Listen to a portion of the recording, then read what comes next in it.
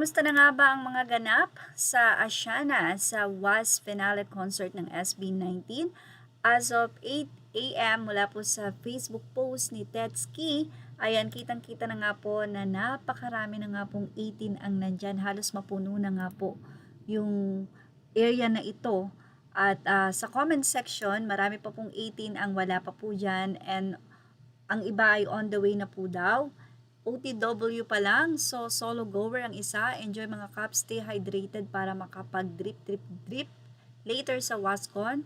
So sabi naman ng isa, I wish I had your energy and resources. Nakaka-wow naman. So ayan nga po, dumagsa na po ang mga 18 doon, and syempre ang ina-expect po na darating nasa 50,000 mahigit. So, yan po ay tansyahan lang po natin. So, kung ilan po talaga ang darating mamaya, sobrang mapupuno talaga ang SMDC. At paalala po, syempre, dahil mainit ang araw, kaya naman habang nag-iintay ay sumilong-silong po dun sa area na medyo kayo po ay hindi mabibilad sa init.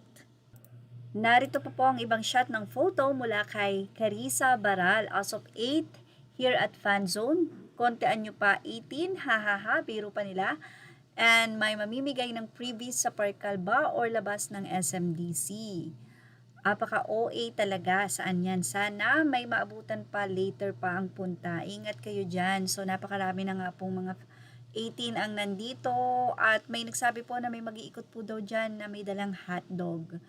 Well, hindi pa po yan dahil habang papalapit po ang concert ay padami ng padami po ang darating sa concert ng SB19.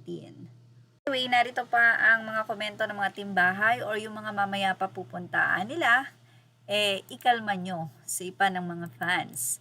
At mga nakapambahay yung iba, halatang bumabalang from hotel para sa freebies, hahaha, ano pa ang abutan namin?